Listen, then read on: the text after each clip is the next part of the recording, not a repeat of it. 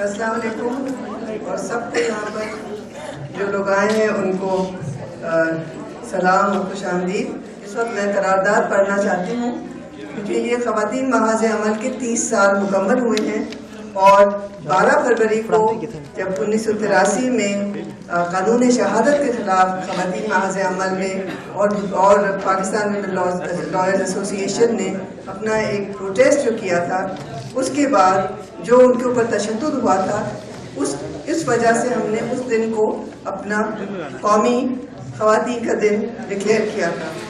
تو اب ہمیں 30 سال ہو گئے ہیں اور ہمیں اس بات سے خوشی ہے کہ یہ جدوجہد جاری ہے، کامیابیاں بھی ہوئی ہیں اور مزید ابھی لمبا راستہ باقی ہے، لیکن ہم اسی عزم کے ساتھ آگے بڑھتے رہیں گے۔ 1981 سے یہ تنظیم عورتوں کی تحریک میں ایک حراوت دستے کا کردار ادا کر رہی ہے۔ 12 فروری اس واقعے کی یاد کی نشاندہی کرتا ہے جو 28 سال قبل جنرل ضیاء الحق کی فوجی حکومت اور اس کی اسلامائزیشن کے خلاف اٹھایا گیا تھا۔ اس فروری 1983 کو لاہور کی بہادر خواتین نے مال روڈ پر فوجی حکومت کے خلاف احتجاج کے ذریعے خاموشی کو توڑا۔ اس وقت ایک بہت سخت جمود تھا، جو سیاسی جمود تھا، معاشرتی جمود تھا، جو ان عورتوں نے اس کو توڑا۔ اس دن عورتوں کی تحریک نے تاریخ میں ایک خاص مقام حاصل کیا اور برابری کے حقوق، جمہوریت اور وہ تمام بنیادی حقوق جو کہ پاکستانی شہریوں کے لیے لازمی تھے، اس کے لیے جدوجہد کی۔ خواتین محاذ عمل پاکستان کی عورتوں کی مسلسل جدوجہد کی پرزور حمایت کرتی ہے، جو کہ انہوں نے تمام رکاوٹوں اور تشدد کے باوجود جاری رکھی ہے۔ یہ فورم نہ صرف پاکستان کی اقلیتوں اور عورتوں کے لیے برابری کے حقوق اور انصاف کی فراہمی، بلکہ تمام پستے ہوئے طبقات کے لیے برابری کے حقوق کی حمایت کرتی ہے۔ اگرچہ عورتوں کی تحریک اپنے طویل مقصد کو حاصل کرنے میں پوری طرح کامیاب نہیں کی، لیکن کافی حد تک عورتوں کے راستے میں حائل رکاوٹیں اور ان کے بنیادی حقوق کو قومی ایجنڈے پہ لانے میں کامیاب ہوئی ہے۔ گزشتہ عرصے میں قوانین میں ہونے والی تبدیلیاں اس چیز کو ثابت کرتی ہیں کہ خواتین کی تحریک مستحکم ہوئی ہے اور قومی اسمبلی کے ممبر خواتین کے مثبت کردار کی وجہ سے خواتین کی تحریک آگے بڑھی ہے۔ اگرچہ ان قوانین میں بہت ساری تبدیلیاں آئی ہیں، مگر ان کو نافذ کرنے میں بہت ساری مشکلات اور چیلنجز کا سامنا ہے۔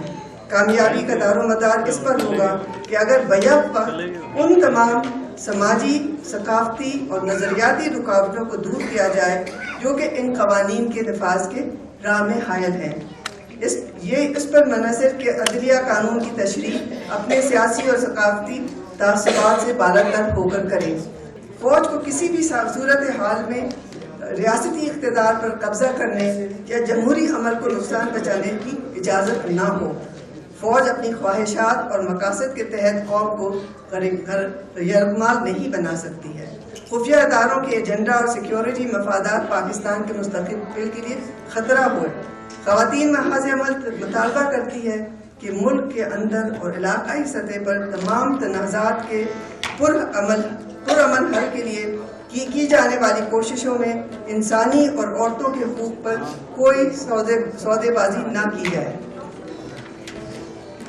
خواتین محاذ عمل ان تمام معصوم شہریوں کے ساتھ ہے جن کو تشدد، جبری اغوا، مار، گرفتار اور نسلی بنیادوں پر نشانہ بنایا جاتا ہے۔ بلوچستان میں تشدد اور تنازعات کو پرامن اور انصاف پر مبنی سیاسی بنیادوں پر حل کیا جائے۔ خواتین محاذ عمل بلوچستان کے عوام کی حمایت کرتی ہے جو کئی دہائیوں سے اپنے حقوق کی بازیابی کے لیے پرتشدد جبر کا سامنا کر رہے ہیں۔ تنازعات میں سب سے زیادہ عورتیں متاثر ہوتی ہیں۔ خواتین محاذ عمل یہ موقع فراہم کرتی ہے کہ اس فورم پر بلوچستان کی عورتوں کی آوازیں اور تجربات شامل ہوں کہ اب بلوچستان کے مسئلے پر مزید خاموشی نہیں ہوگی، نہ برداشت کرنی چاہیے۔ ایک جمہوری، انسانی اور انصاف پر مبنی قوم کے لیے جدوجہد جاری رہنی چاہیے۔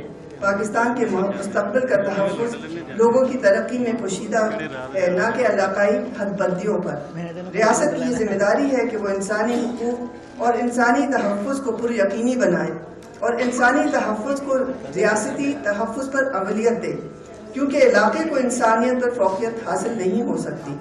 خواتین محاذ عمل ایک جمہوری، سیکولر، انصاف پر مبنی معاشرے کے لیے اپنی جدوجہد جاری رکھے گی، اور ہم یہ عزم کرتے ہیں کہ ہم جس طرح 30 سال یہ سفر کرتے رہے، ہمیں کتنا ہی عرصہ اور یہ سفر کرنا پڑے، ہم مل کے اس جدوجہد کو آگے بڑھائیں گے۔